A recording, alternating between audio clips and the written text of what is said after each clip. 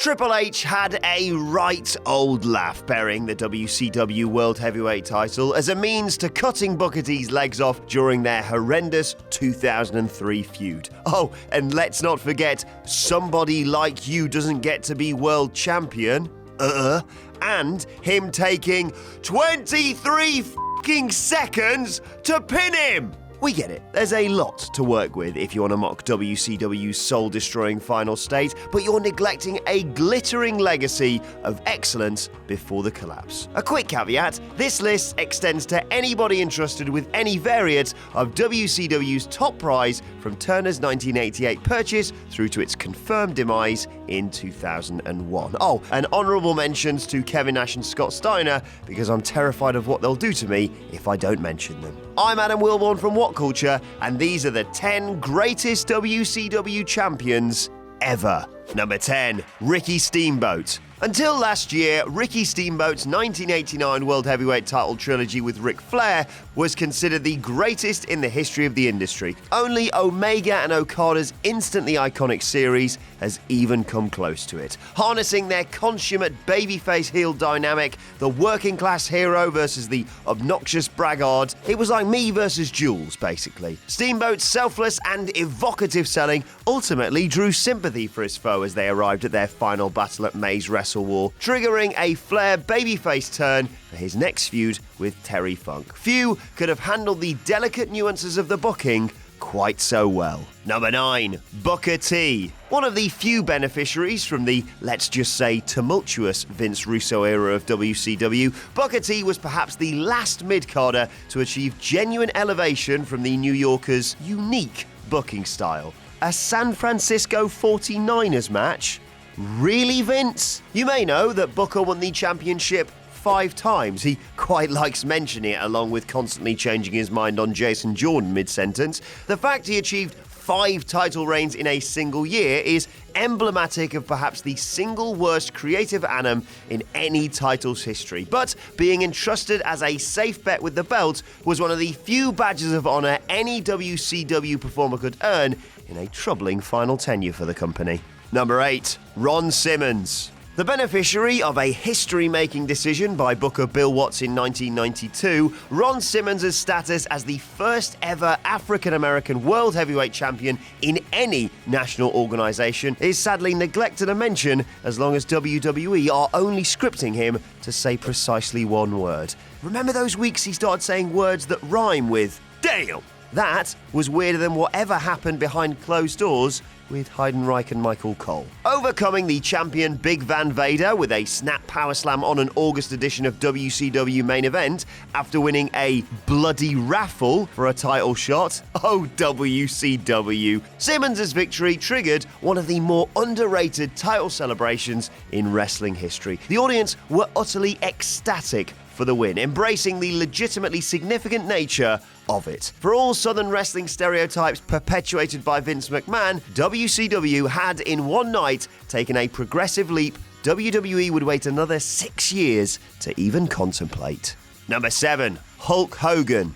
Hulk Hogan had a vice-like grip on the WCW World title from the moment he entered the company, racking up over 1,100 days with the championship over 6 middling reigns between 1994 and 2000. Finger poke of doom, anyone?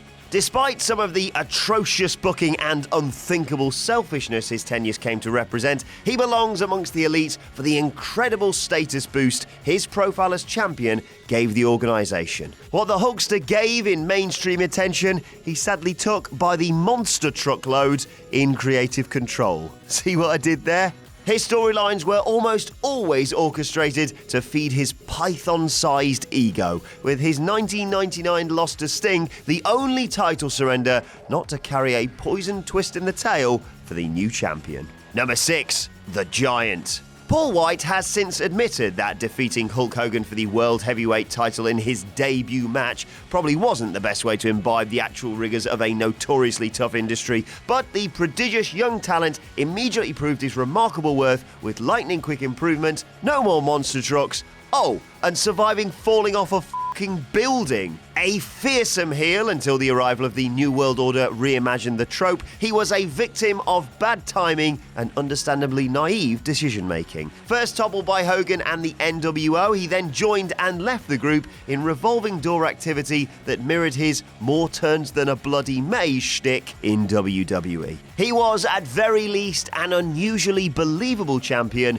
before Hollywood returned to the pinnacle following his own shocking switch. Number 5. Bill Goldberg. Bill Goldberg's lone WCW title reign is defined almost entirely by its bookends, so entrenched as they are in contemporary wrestling history. His hugely controversial world title loss to Kevin Nash at Starrcade brought about the end of that incredible 173-0 bullshit winning streak that had enhanced his aura since debuting barely 1 year earlier. But time has been much kinder to his heroic dethroning of Hulk Hogan earlier that year. Everyone and their mom thinks they should have done it on pay-per-view. However, Atlanta's Georgia Dome was at the time the company's home base, and with 41,000 plus in attendance, perhaps the biggest advert for the company's miraculous growth. Goldberg's broad shoulders had carried that momentum beyond the reach of the fizzling New World Order. There was no bad time to give him the title. Number 4. Macho Man Randy Savage. Underrated as WCW's top dog in early 1996, Macho Man Randy Savage wasn't quite experiencing his second life as an in-ring performer as he would a year later, but he was overachieving where it really counted: the box office. Ooh yeah!